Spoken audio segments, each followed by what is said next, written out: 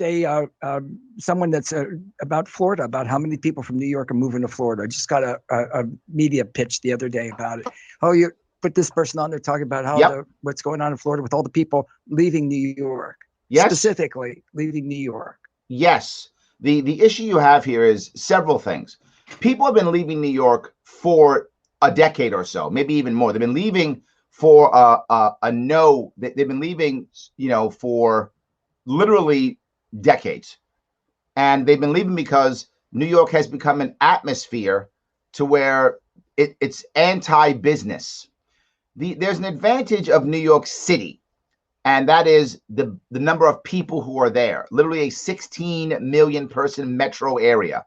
With a 16 million person metro area, oh my God, you have talent, you have customers, you have all those things that you would just love to have, right? That's the key. You have all of those things. And I love that. I want to have all of those things.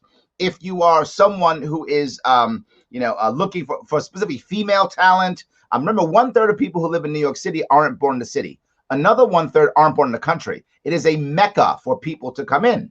Well, you can have basically a communist state. It doesn't matter because the opportunity is so huge. But now once you realize, particularly with COVID, that you don't have to have people to live in New York City. You don't have to have them physically there to still gain that same talent. So now the wealthy have packed up and left, and they found ways to do it through Skype, through Zoom, through other things. They're able to actually, make things happen without it. New York City loses its luster. And now all of a sudden you find people not coming back. And that's one of the bigger issues, right? That is a huge, huge issue. So as they begin to leave, they go to places where it's friendlier, like Texas and Florida, with no state income tax, right? New York State, to give you an example of New York State, New York State has a budget of about $190 billion. Florida has half of that budget with more people and no state income tax. So just imagine that. You have more people, no state income tax, half the budget. How inefficient and broken is my state? How heavily are we being taxed to not get what we want? There's still potholes all over New York, right? We don't even get our potholes fixed. Bill Maher was talking about this in California. He's like, I have huge taxes in California and they can't fix the potholes. It's a real issue. So New York State is not business friendly at all. And now they're doing something else, which they think is good, but isn't. The problem is the mindset is in the industrial world mindset, and we are in a post-industrial world. They are concerned only about let's make people employees. That's how we do it. Force these evil businesses to make everybody an employee. Well, when you do that, you break up the gig economy. You break up the Fiverr economy. You break up all these different economies, and that's how people are learning now. If you're 35 or say 30 or so, 30, 35, and you've gone to college and you spent all your time getting your degrees and you've got tons of student debt and the job market isn't working out for you, you don't have to change your job, change what you're doing. What are you going to do? Drop another 50 grand about to college? No, you're going to take a gig up instead to learn a new business, a new job. The average youngster today, and I say youngster as someone who's say 20 or something in that area, that person's going to have 5 different careers, not 5 different jobs, 5 different careers. They're going to be learning their entire life. Well, how do you learn your entire life? College is totally broken, bloated, expensive, and almost useless for about half our population. Some of our population is very useful, but a big chunk of our population is completely useless, and it's expensive. So how do you do it? You literally start doing, gigs. If you're over 50 and you have spent 20 years or more with one country, you are virtually unemployable in our country right now. You are virtually unemployable. What does that mean? That means you have to all of a sudden become a consultant and a gig worker. If you've noticed, many people who are 40, 50, 60, want to go back to work, the second they lose their job or get fired or quit, if they're John Smith, they all of a sudden become JS Consulting. There's a reason for that, right? And that's how the world works now. But our government doesn't understand that. So they make everybody an employee. When you make everybody an employee, an entrepreneur can't get good talent anymore. Now, let's say John Smith is a very talented person. I need his skill set. I can't afford to pay this guy $200,000 a year if he's 50 years old and has a family. He needs at least that in New York. I can't pay him that. But can I pay him a couple of $100 a week to get a piece of his knowledge to help build my business? Yeah, I can. And if he can get a bunch of clients, he can now still make enough money to actually build his business and give his expertise out to lots of small business owners. That's what's been happening. And New York and California are trying their best to break that up. They're going to hurt businesses, small particularly, and they're going to hurt the little entrepreneur. And they're going to put the person who's 50 and unemployable, meaning full-time unemployable, or the 30-something who can't get a job because they've wasted their time going to college and their degrees don't help them. They're going to make them do one of two things: go on the dole, go into or the black market, or go work for government. What you're finding now in America is mass amounts of people going to work for government. If you saw all the jobs that we created last year, what last month was it? 45,000 jobs. Only 7,000 or 8,000 were private sector jobs. Every other one was a government job. In America right now, about 1 in 7 Americans actually works for the government. If you count government contracts to private companies, it's about 1 in 6. We're coming to a point where the government is the #1 employer in the entire country. That is not the right answer at all. How is that sustainable? Yes, it's scary. Scary. Yes, it is. So, and New York State is leading the way in that. Look at most small towns, right? You go to after 2008, there was virtually no recovery outside of major cities. 80% of all new jobs in 2008, 2009 have come out of 20 U.S. cities. That's it. No one else got any real recovery. And we wonder why so much of rural America is mad at the establishment. Well, because we've abandoned them is the reason why, of course. Yeah. So if you go to most small towns, what do you find?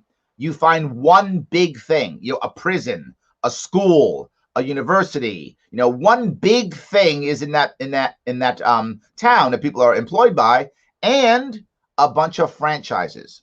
Why does franchise matter? I'm not against franchises at all. Our economy needs franchises. They're very good ways, particularly of people who come out of a system or a job. They're a great way of people, starting entrepreneurship, because there's some structure to entrepreneurship. So it is they're very good. The problem is they have dominated our economy. Why? Because the little guy gets crushed. What the advantage of a franchise is, it's actually a big business. So, if you buy a Burger King, or if you buy a gas station or a Dunkin' Donuts as a franchise owner, good on you. That's a form of entrepreneurship. But if I want to start Larry's Donuts, well, I have no defense against the government.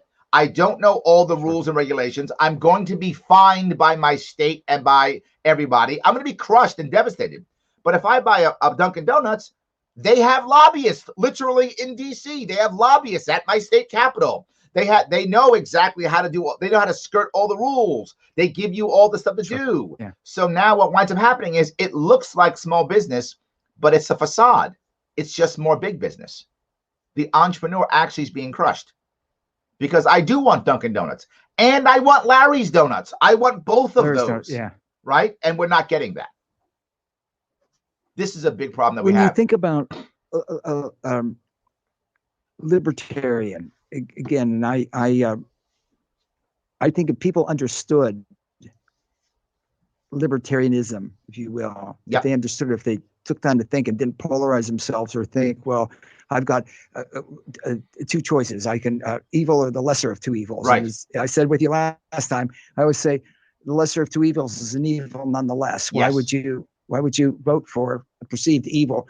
And shouldn't we, when we're voting in America, we should be voting for somebody, not against somebody. Yes. I really don't like that guy. This guy, and again, I think people should really take a good look at libertarianism, if you will. What's the attraction for you? Yeah, there are many, and the first thing I want to bring up, I think that just happened recently. Texas just decided it was going to open itself up completely. And my Governor Cuomo immediately responded with, then, you can't do that, and the world's going to end. And what does that mean? What it means is my Governor Cuomo believes, and this is sadly with most governors, most people in government, that the second I take my hand off of you, you're going to go off and do stupid things. You can't live on your own.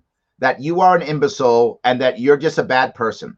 What I would ask you is, do you think, and I'll ask anyone listening, if you are worried or afraid of COVID, if you think that you are maybe, over 60 with a pre-existing condition and it could hurt you, are you going to all of a sudden go, let me start French kissing random people, right? That's not going to happen.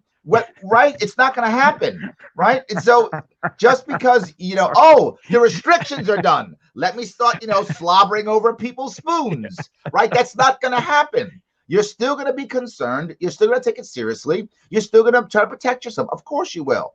There are still going to be businesses who are going to cater to that clientele anyway. People who are still going to social distance. It's still going to happen.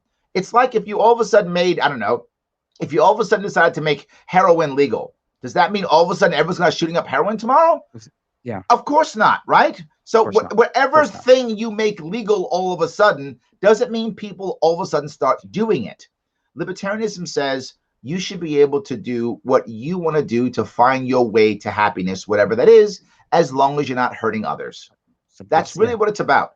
And what that means is you don't have to convert. Right now, if you are a Republican or a Democrat, you basically have to convert to have any power or do anything, right? If you're a Republican right now, you have to say Democrats evil. You have to say socialism evil. You have to say Trump good. All three of those things must happen if you're a Republican. If you're a Democrat, you must say socialism good, Trump evil, big government good. You have to say those things. If you don't say those things, you can't be one of those people. Now, if you're libertarian, you can say all of those things, none of those things, any combination of those things, as long as you don't want to use government force to enforce your will upon others. That's it. You can say, you know what? I think the world should be a very liberal place. Oh, so super liberal. Awesome. Do you want to use government to force that upon others? Well, yeah, I do. You're a Democrat. Well done. Welcome to the Democratic Party. If you say, no, I think that people should be more liberal because of what I do, through my works, through my example, through my community, I should convince people to be more liberal. Welcome to the Libertarian Party. If you say, well, the world should not be, that's a terrible idea. It should be conservative. We should be super conservative values is what matters. Awesome. Should the government enforce it? You go, yeah, welcome to the Republican Party. Yeah. If you say, no, people should become more conservative because of my works, my example, my community, and they should realize it and become more conservative. Welcome to the Libertarian Party. That's all we're about. Be you, do you, move towards happiness. Our divorce papers from the UK said life, liberty, pursuit of happiness. We have forgotten that. Pursuit of happiness is what makes Americans happy because we're pursuing something that matters to us. We have purpose. What is hurting us and killing us, our children and now even our adults, one of the reasons why we have addiction problems and mental problems is three things: lack of purpose, lack of community, and loneliness. That is what is killing us. Not the mental illness, not the mental drugs, not the illegal drugs. That's not what's killing us. The three things that are killing us: lack of purpose, lack of community, loneliness. That's the issue. That's our problem. We work on that. We will have less people killing each other, less people killing themselves, less problems in general. Happy people don't want to kill each other. Happy people don't want to hurt themselves. Happy people leave people alone. Let's focus on that. And the issue is, I would ask, is there anything, one specific thing that government could give every single American right now that would make them happy now and happy 10 years from now? And what I would say is no, because whatever will make you happy now is different than what will make you happy 10 years from now. You're a different person. You have different needs, different requirements, different things that matter to you. Not just that, what will make you happy won't make me happy. So since I can't do it, why should I even try? Instead, I should just say, why don't you go do you? We will find happiness and lose happiness through our life and chase it again and give us purpose, and we'll keep moving. And to be happy, you got to have three things. I'm in my three-thing mode this morning. That's it. You got to have three things. LarrySharpe.com. Go ahead. Yes. You have to have three things. You have to feel respected. You have to feel loved. And you've got to have purpose.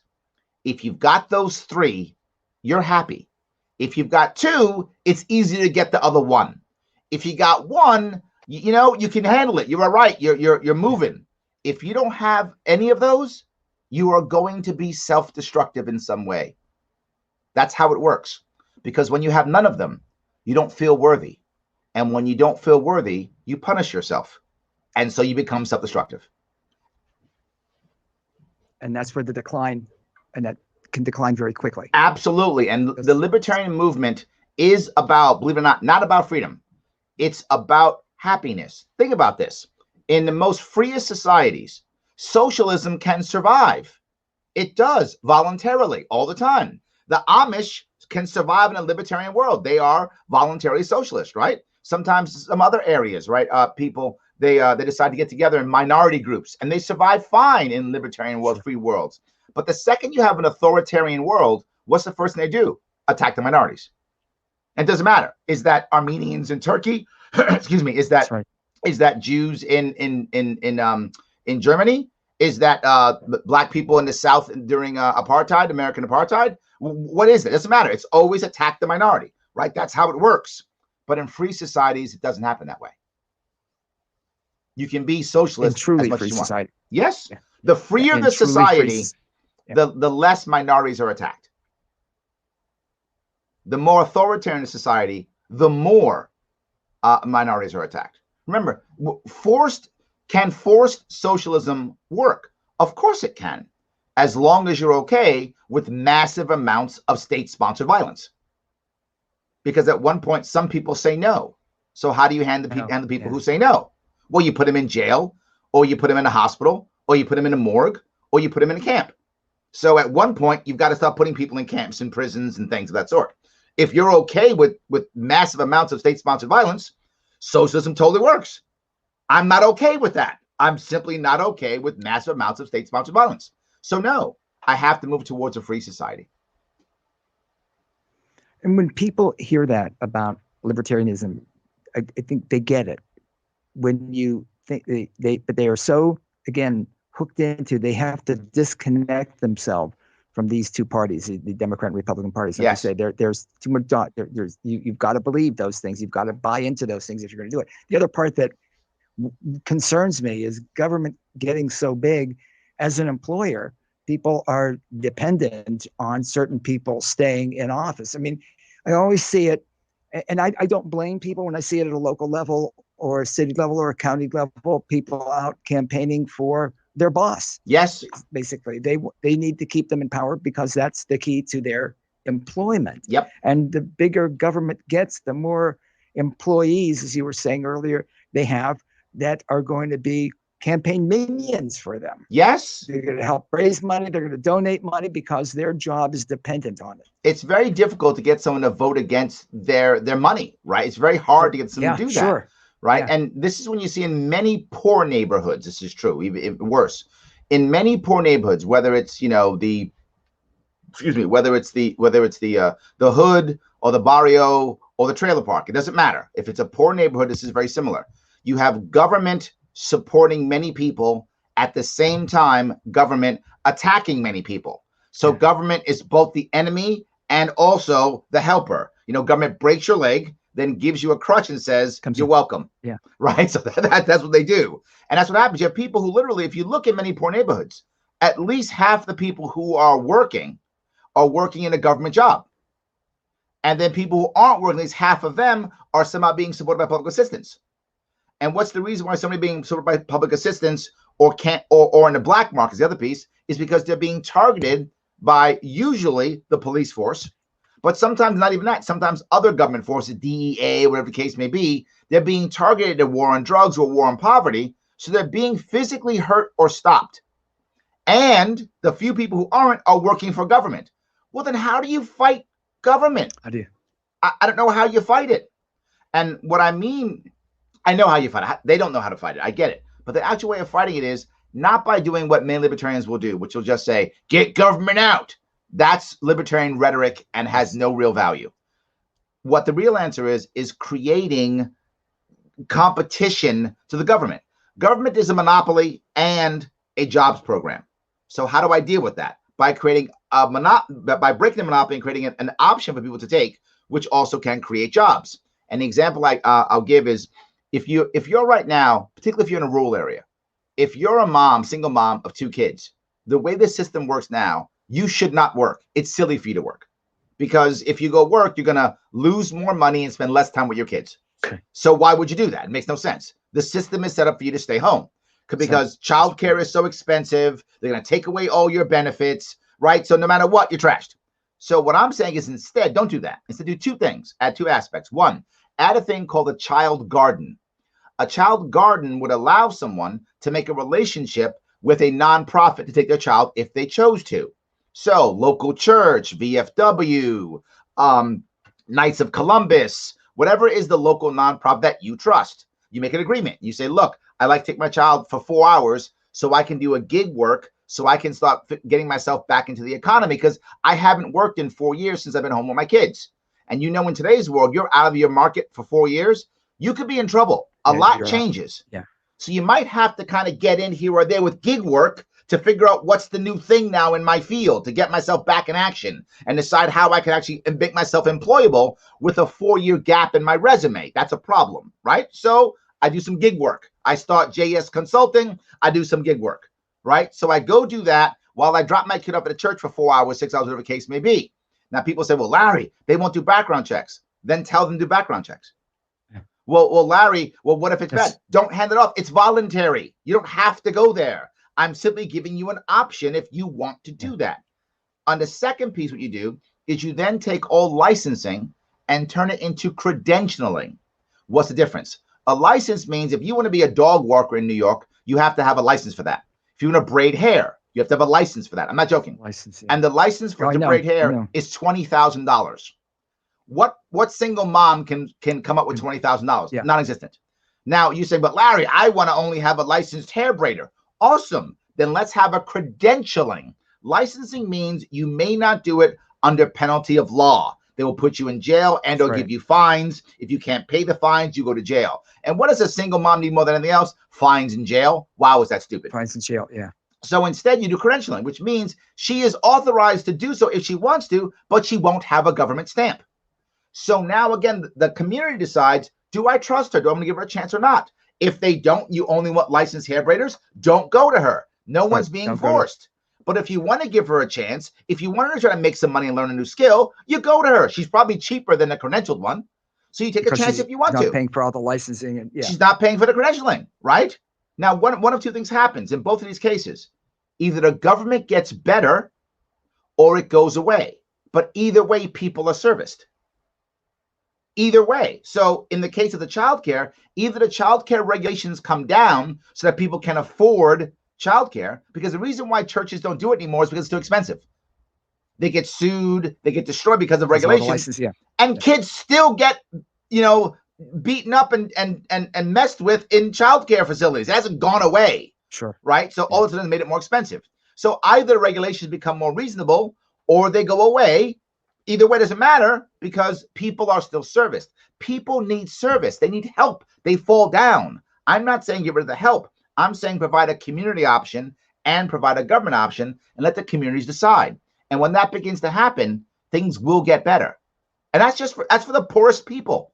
You don't see Democrats or Republicans saying. Republicans say, there's enough government, stop. That's all they say. And Democrats say, if we only had more money, our monopoly would finally work. Because monopolies always work. Oh, wait a minute. No, they never work. Yes, monopolies are bad. If you ask the average person, is a monopoly good? They'll say no. Well, then why do you love the government monopoly so much? And there's no answer. Monopolies bad, period. So let's start having more choices, more options. None of my ideas require force. None of my ideas force anyone to do anything you don't like or don't want to do. None of my ideas cost more taxpayer money. But all they always do, and what you constantly hear me do, is create more options and ideas and choices for communities to choose. And that's all I want. And I believe if I'm right, then people will choose my child gardens and they'll flourish. And if I'm wrong, people will stay with the old way and my idea collapses. Fine. There's no lose with my idea. It's win or draw. But there's no lose. So you either it works and people use it. And look, if it's a good idea, it shouldn't require force. I shouldn't have to force you to do good stuff. I agree with you. If it shouldn't require force, and that's what we see. Yes. Like we were saying with the hair braiders and numerous other businesses that people have with that forced licensing that could be solved easily. And like you say, you want to go to a license, go to a license. Absolutely. Operator. Yeah. You want to go to the credential, Absolutely. You choose, right? And here's the best part. I did something else, another idea I had in New York State, which was if you want to support the little guy, here's what you do. You create a law in New York State that says if you agree to only sell within New York State only, you are now, just by writing a paper saying, I agree, that's it, signing a piece of sheet of paper, then you are immune from all federal regulatory bodies. So what does that do? It encourages people to sell local and start small. Now, what happens if you start getting big and you go, you know what? I'm the big tough guy. I'm going to rule the world. Awesome. You can prepare yourself to deal with all of the rules and regulations to be that, big heavy hitter. And you can compete when you're ready to compete. Or if you go, you know what? No. I like my small town. I just want to sell donuts locally. I like donuts. I'm going to sell local. I love my people. You keep doing it. And now you have an advantage. And the person says, well, Larry, that's not fair because the Dunkin' Donuts person has to follow all regulatory bodies. Yeah, they also have lobbyists in your state capital in DC. And DC, yeah, federal. So no worries, let them. They have the advantage anyway. So what? Now each one has a separate advantage, and now the small business owner can decide where they want to compete. Do you want to compete against Dunkin' Donuts? Go ahead, but now you can ramp up until you're ready. Or I don't want to. I'm happy with my one store in my small town. And again, no rules. No one's being forced. Your choice. If you don't like Larry's Donuts, go to Dunkin' Donuts. Go to Dunkin'. Yeah. All good. This is what Libertarian's about. Yeah, and it all makes so much sense. Absolutely. When people hear it, they can embrace it and stop digging their heels in for their party, if you will. Yes. Which both are failing us U.S. terribly. 100%. Terribly. Then all of a sudden the light bulb goes off and it's like, you know what? Yeah, that makes sense to me. I mean, yes. I would challenge anybody. Tell me, email me. I'm looking at some emails. Tell me how it doesn't make sense. Tell me what's wrong with it. Yes. Larry, honestly, where's the hole? There actually is none. The problem there's an emotional hole. And the emotional hole is, there's not a logical hole. There's an emotional hole. And remember, politics is also very emotional.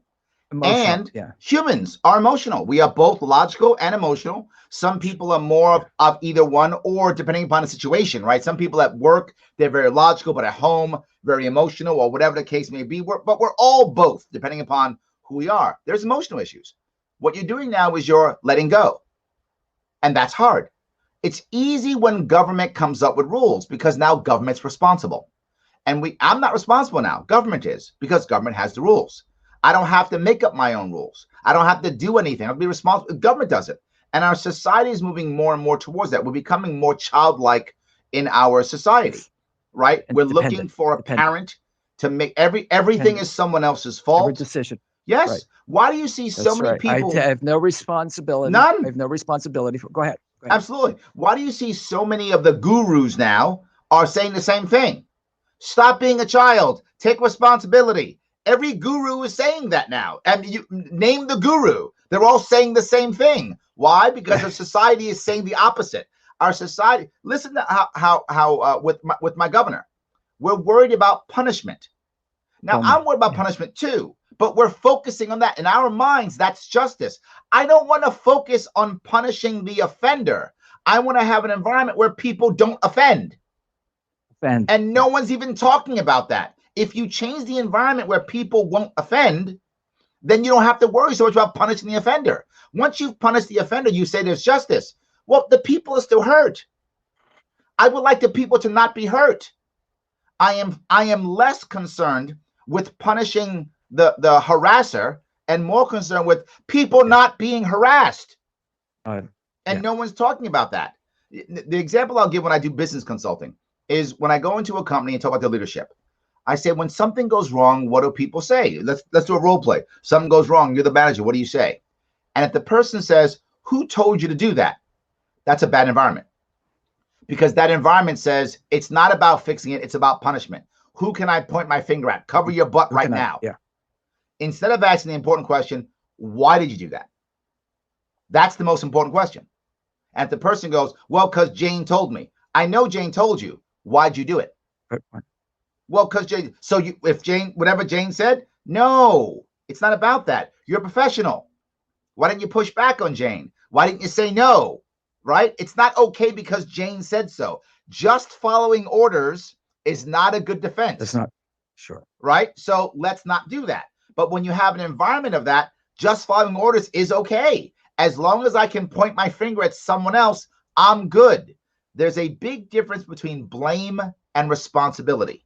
And we've become a blame culture, not instead a responsibility. Say again? Pointing the finger. Yes. They fear the mirror. They don't want to look at themselves or how they fit in or what it is. They want to point the finger. Yes. Take a minute. I know we're by the top of the hour. Your website, LarrySharpe.com. You can add over to the SharpeWay.com, which is my super cool podcast that I do every night. Or you can go to LarrySharpe.com to see all my policies. Either one. You can just Google Larry Sharpe. I'm everywhere. And it's Sharpe with an E. And the E stands for emotional.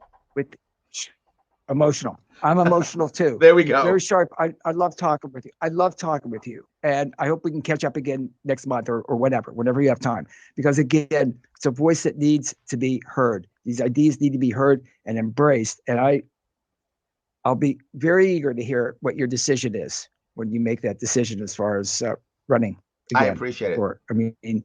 The time is now. No better time than now. I would agree. I appreciate you. Thank you, my friend. Thank you for being on Brain from the Heartland again. We'll do it again soon. Have a good one.